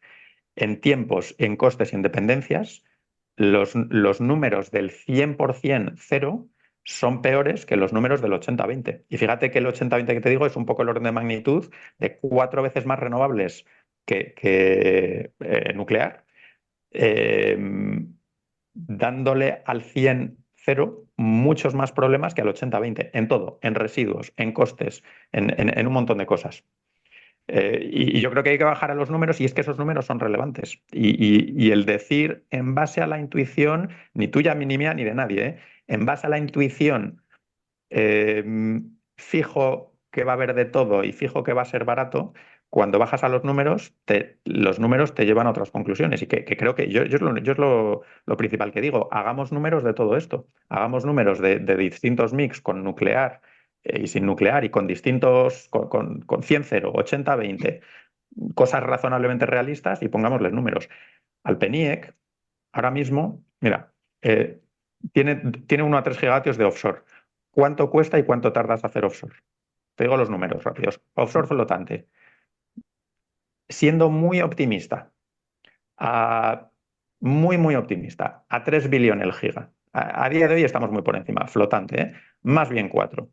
¿cuántos te hacen falta? 2 gigas offshore por gigavatio nuclear, ¿no? Mitad, load factor, 4.000 horas offshore, 8.000 nuclear, ¿no? Más o menos 2 gigas offshore para producir tanto como una nuclear. Te vas a 8 billion y no menos de 10 años de inversión. Nos parece bien meternos, y eso tiene tiene un OPEX de narices la offshore. Es decir, nos parece bien por algún motivo meternos en construir 2 gigas offshore a 8.000 millones el mega como poco, para que duran 30 años, siendo optimistas, más bien 25, nos parece mejor idea que quitar 8 euros de tasa nuclear, que me deja la nuclear con unos costes de 50 y tantos euros, por no decir 40 y tantos, 50 y tantos euros, muy por debajo de 60, ya sea para que sus costes sean 60, ya sea darles un CFD, pongamos a 60, que las dos podrían valer, y vamos a meter offshore en triple dígito. Y me parece bien la offshore, ¿eh? Yo la offshore creo que tiene que ser adicional a, no en detrimento de. O sea, que esto no es una comparativa de no me gusta la offshore. Te estoy diciendo, ¿por qué nos parece bien quitar nuclear a 60 para meter offshore en orden de magnitud? Pongamos que a 150, que es del orden del que nos vamos a meter, si nos metemos en esto, o termosolar a 200 o 300 o a 100 y pico según la hibrides. Es decir, en todo esto yo creo que hay una componente de que en las tripas a la gente no le gusta la nuclear, lo cual entiendo, y sin tener muy claro por qué, como que a mis tripas no le gusta la nuclear, vamos a no hablar de tasa de carga impositiva de la nuclear, vamos a no hablar de cómo viabilizar una tecnología que, de nuevo, no creo que sea 100 en mi vida a nadie vas a escuchar 100% nuclear, ¿eh? Y a mí el primero que no, pero una parte de nuclear a 60 euros o 50 y tantos frente a renovables que vamos a tardar 10 años en hacer a 100 y pico euros el mega en algunos casos, y cuando pongas incluso fotovoltaica, más eólica, más baterías, te vas a no muy lejos de los 100 euros megavatio hora, y todo eso nos parece bien sin pensar en minería, sin pensar en costes, sin pensar en residuos, incluso en CO2. Es que incluso te demuestro que el 100% renovables emite más CO2, por no hablar de muchísima más residuo minero de agua dulce, incluso de afectación a cuando se rompe un dique minero, afecta a muchísimo más que Fukushima. Y cuando vas a los números de los residuos y de los riesgos, el 100-0, si es que es una cuestión de números, el 100% renovables, cero nuclear, es que pierdes en prácticamente todo. mm, Te tira prácticamente todo. Es que incluso en residuos, si me hablas de kilos de residuo por goleada, gana el 80-20. Si me hablas de peligrosidad, te tengo que meter los 10.000 o 100.000 años que dice la gente que duran los residuos. Primero, están confinados. Segundo, hay muchas maneras de reducirlos, y esto para otra charla, tenemos que meternos o bien en cuarta generación, nos metemos en otra discusión, pero los residuos mineros del 100% renovable son residuos que se quedan por miles de años, la parte agua con sus muchas cosas, con su cianuro y sus metales pesados y su ácido sulfúrico, y el CO2 adicional que se queda también miles de años, porque escenarios 100% renovables tienen más CO2 que 80-20, ¿no? Entonces, oye, y me vais a perdonar que tengo que Sí, irme sí, para sí. otro Sara, y seguro que Pedro también, pero hagamos números, hagamos números. Y es que a mí me frustra mucho que en España ni siquiera se han hecho números. Nadie quiere sentarse a ver si reducir unos pocos euros de tasas que viabilizasen la extensión tienen sentido, sí o no. Nadie parece querer sentarse a ver si de aquí a 20 o 30 años podemos hacer un 100% renovables o no. Eh, no sé, 60 gigavatios eólicos en 2030, me cuesta creer que alguien se los crea. Offshore en 2030, me cuesta creer que alguien se los crea. Me cuesta creer que alguien no haya hecho números y diga, esto va a costar ciento y largos euros megavatio hora. Creo que hay una componente de diseñemos un mix en base a intuición que fijo que esto es mejor y tiene menos residuos, y cuando bajas a muchos números te llevas un montón de sorpresas en todos. Y aquí lo dejo, y Yo seguro, por Pedro, tenemos que quedar algún día y hacer números. Con sí, yo servilletas, por 10 yo te digo que segundos. con una servilleta y un boli llegamos a muchos acuerdos, Te lo relativamente dedicaremos rápido. 20 o 25 horas seguramente porque has sacado muchísimos temas. Simplemente te quiero decir que no creo que la gente no haga números. Lo que me parece es que la gente hace unos números diferentes a los que tú tienes en la cabeza. Por eso las conclusiones, y entre ellas las mías, son distintas. Pero no, esto de que nadie haga números, hombre, ya creo yo que los dueños de las compañías estarán haciendo números y los habrán Ah, hecho. un punto interesante, un punto interesante. ¿Tú crees que imagínate que las nucleares fuesen viables a mercado? Pero en un Sí. escenario, imagínate que lo fuesen, ¿no? Porque con el euro arriba, euro abajo, estos precios de mercado y con estas tasas, imagínate, me salen las cuentas. Pero imagínate que a una empresa dijera, me salen todavía mejor cerrando las nucleares. ¿Qué crees que prefiere la empresa? Incluso, ¿qué crees legalmente que debe hacer el Consejo de Administración a la hora de tomar la decisión de si cierro o no? Yo tengo la sensación de Y que esto es eso entra un poquito por el argumento en de que si un. las nucleares no quieren es que no es Sí. rentable. Yo creo que eso entra un poquito en el pensamiento conspirativo y te digo también, o sea, si ese fuese el planteamiento, nadie instalaría capacidades adicionales de energía solar y eólica porque su propia adición está reduciendo el ingreso de las unidades que ya tienes al mercado.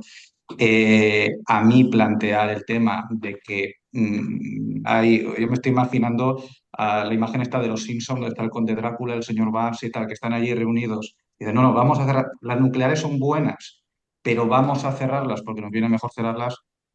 Me parece que es entrar en un planteamiento de las cosas Yo no veo al que conspiración en llegas absoluto. cuando el resto de Yo no veo, argumentos no están 100% claros. No, yo soy muy poco amigo de las teorías conspiranoicas. Se me ocurren Lo sé, siempre, por eso te lo siempre, digo. siempre se me ocurren 20 argumentos antes de la conspiración. Yo el argumento sencillo es que, no sé, cuando una empresa tiene, a ver, tener un activo nuclear es un follón, porque no gusta a la mayoría de la gente, porque hay riesgos que son innegables de todo tipo.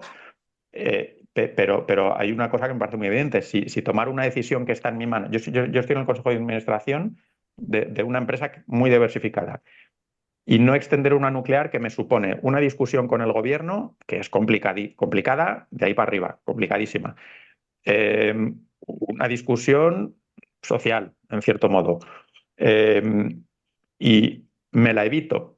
Y sé que, siguiendo adelante con este cierre, que no sé muy bien de dónde sale, si te digo la verdad, pero asumamos que ha sido de las empresas que han dicho, yo con la carga impositiva y con las reglas que hay, yo prefiero cerrar libremente, hasta te lo acepto. Eh, si ahora mismo puedo decidir tratar de revertir esta decisión o seguir por la vía de cierre y el pool va a subir y voy a hacer y voy a ingresar en otras tecnologías porque el gobierno sacará subastas, me apuntaré a ellas. El gobierno dará un pago por capacidad, que me parece necesario y me parece bien, me apuntaré a ello.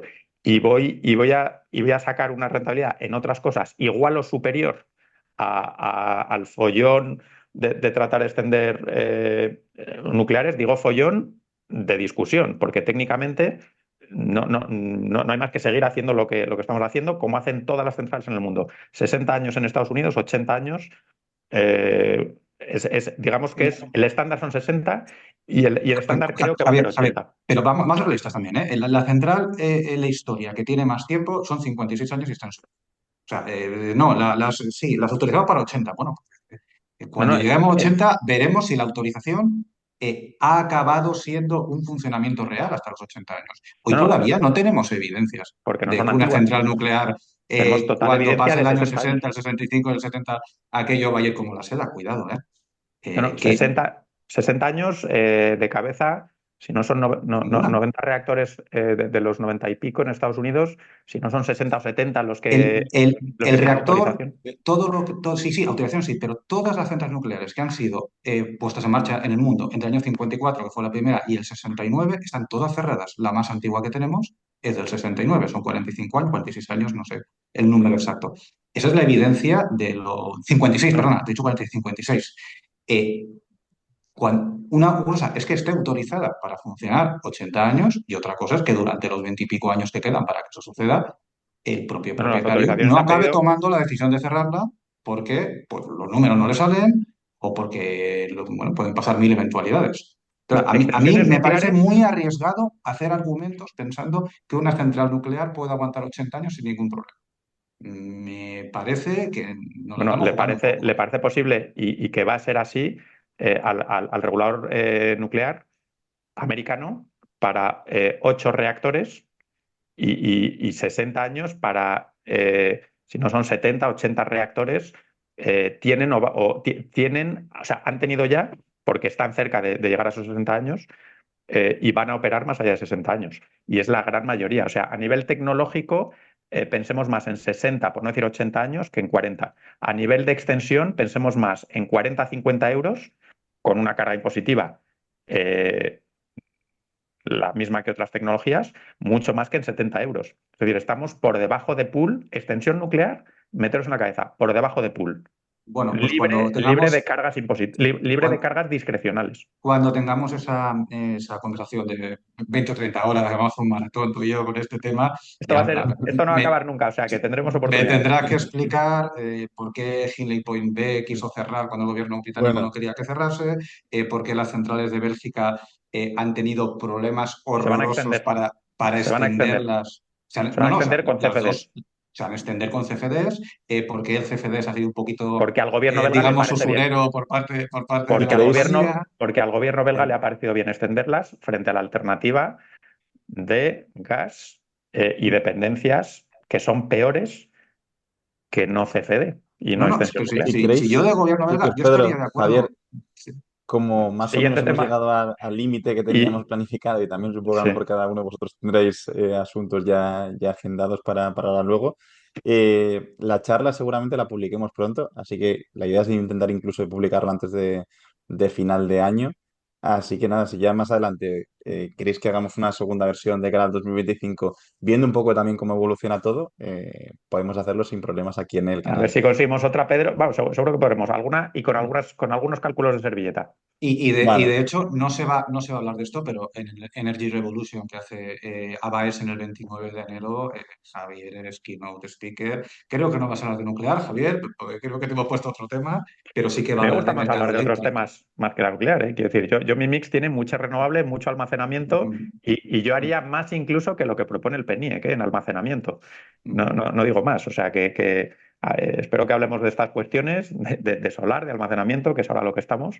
Y bueno, Perfecto. yo como siempre encantado de contribuir contigo, con Borja, y en Energy Revolutions a todo lo que sea construir un mix no tanto más renovable que también, sino más descarbonizado, seguro y lo más barato posible, que es a lo que estamos. Nada, pues muchas gracias a los dos y nada, que vaya bien el día y sobre todo que vayan bien las navidades. Estupendo, igualmente. Feliz Navidad Hasta a todos. luego.